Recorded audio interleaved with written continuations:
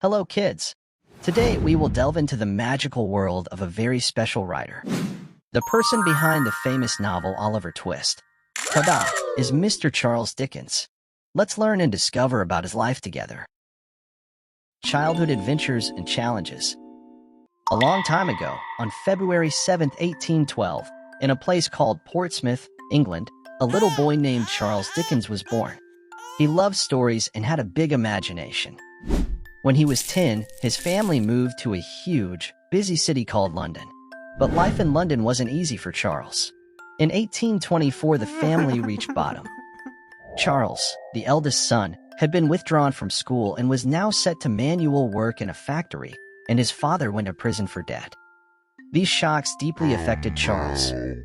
Can you imagine? Charles, only 12 years old, had to work in a factory to help his family. Charles worked hard in a boot blacking factory, where he put labels on bottles. These hard times helped him think up some amazing stories later on. Luckily, his father was released from prison, and Charles returned to school to finish his education. Charles's adventure into the world of words. After his school adventures, when he was just 15 years old, Charles stepped into the world of grown-ups, working in a law office. He did lots of small jobs there. But Charles had a special secret. He loved making up stories. Charles decided to follow his dream and became a journalist. He wrote stories for a newspaper called the Morning Chronicle. He wrote about everything happening in the city and about the people who lived there. Charles wrote a wonderful little story called A Dinner at Poplar Walk and shared it with the world. It was the very first story he told. Although this work is not particularly famous or well-known, it was the beginning of his very successful career. Not long after this, he began to write short sketches or stories about life in London. He used the pen name Boz for these, and they were collected into a book entitled Sketches by Boz in 1836. Creating timeless tales and legacy. Finally, all the efforts paid off. Charles Dickens became super famous with his first big book, The Pickwick Papers, in 1836. It sold more than 40,000 copies. People just couldn't wait to read it. While he was finishing that book, he started working on Oliver Twist. This story about a brave little boy became one of his most famous books ever. In 1842, Charles went on a big trip to the US and Canada with his wife. He saw lots of places and talked to many people. He wrote about his adventures in a book called A Travelogue. When he got back to England, Charles wrote his first Christmas story, A Christmas Carol. It's about a grumpy man named Scrooge and the ghosts of Christmas. It's one of the most famous Christmas stories ever. Later, Charles's books talked about important things he saw, like how hard life was for some people.